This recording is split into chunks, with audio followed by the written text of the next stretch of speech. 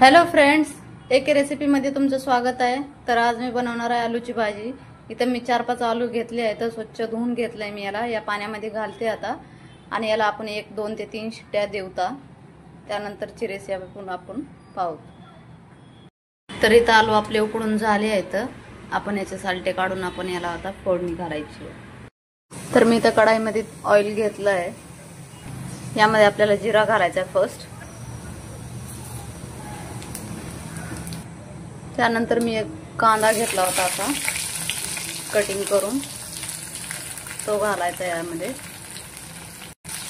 त्याला जरा मिक्स करायचं चांगलं। कांदा आपल्याला हलका लाईट ब्राऊन करायचा आहे।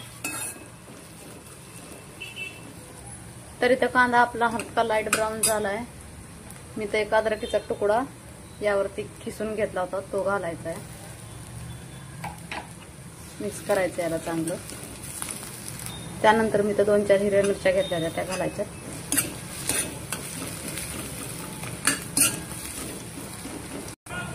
त्यानंतर जे बटाटे मी घेतले होते ते याच्यामध्ये घालायचे आपल्याला, मॅश करून थोडेसे।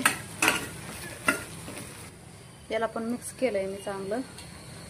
यामध्ये आता आपल्याला मसाले घालायचे। मीठ टाकायचं आपल्याला चवीपुरतं, हळद घालायची। त्यानंतर मी इथं 1 चम्मच घेतलाय गरम मसाला, तो घालायचा आहे आणि हलकीशी लाल मिरची घालायची। याला आपल्याला मिक्स करून घ्यायचं चांगलं।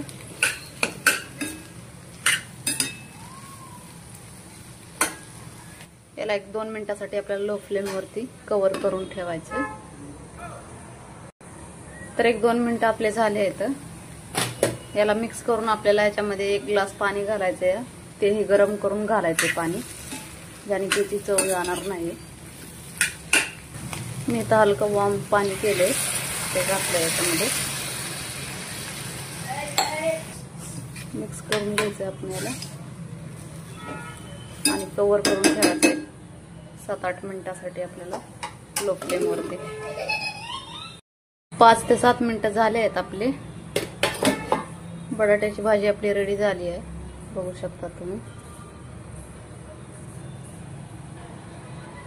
खूप छान लागते ही रेसिपी। तुम्हाला जर बनवायच्या असतील पुऱ्या तर या भाजीसोबत नक्की एकदा ट्राय करून बघा, तुम्हाला नक्की भाजी आवडेल।